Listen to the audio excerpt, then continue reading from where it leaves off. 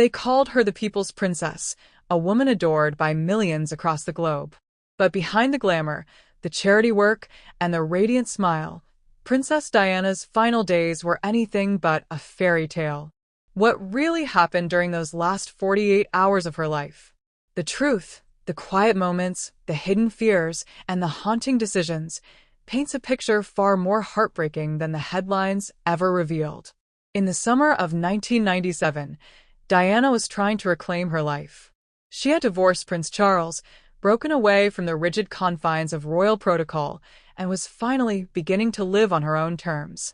She spent her final weeks in the south of France, photographed aboard luxury yachts with Dodi Al-Fayed, laughing, smiling, seemingly carefree.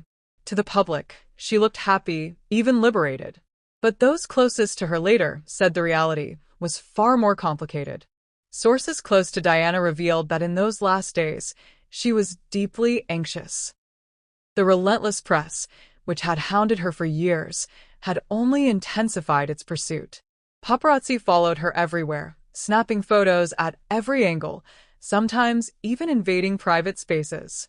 In quiet moments, Diana confided in friends that she felt trapped, even as she planned for the future, considering ways to protect her sons, William and Harry, from the same suffocating spotlight. On the day before her death, Diana spent time in Paris. Witnesses remember her as warm and gracious, smiling to fans who approached her, though she seemed distracted, her gaze often drifting away mid-conversation. That night, she had dinner with Dodi at the Ritz Hotel. Staff described her as calm, polite, and even playful with the waiters. But according to hotel insiders, there was tension in the air, a sense that the media circus surrounding her was spiraling out of control.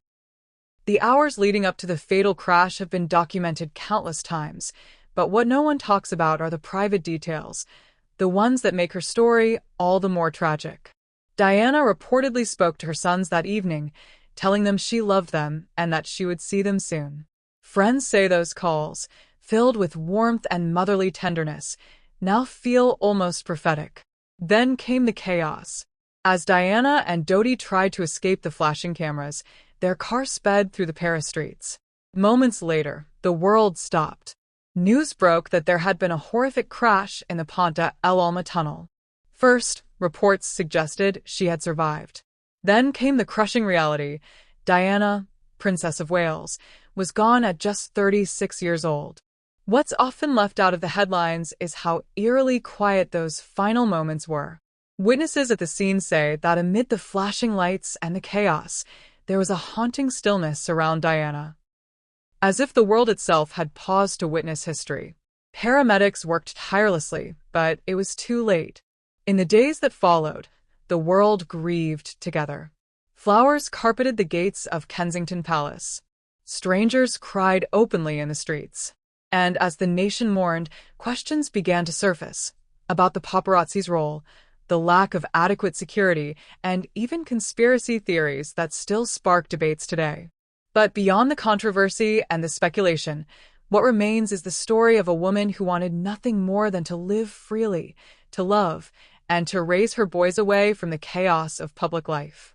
Her last days, though overshadowed by tragedy, were also marked by moments of quiet strength, compassion, and hope, a reminder of the woman behind the crown, the global icon who never stopped being human. Even decades later, the world still wonders, if the events of that night had played out differently, what kind of life might Diana have lived? It's a haunting question, one that ensures the People's Princess will never truly be forgotten.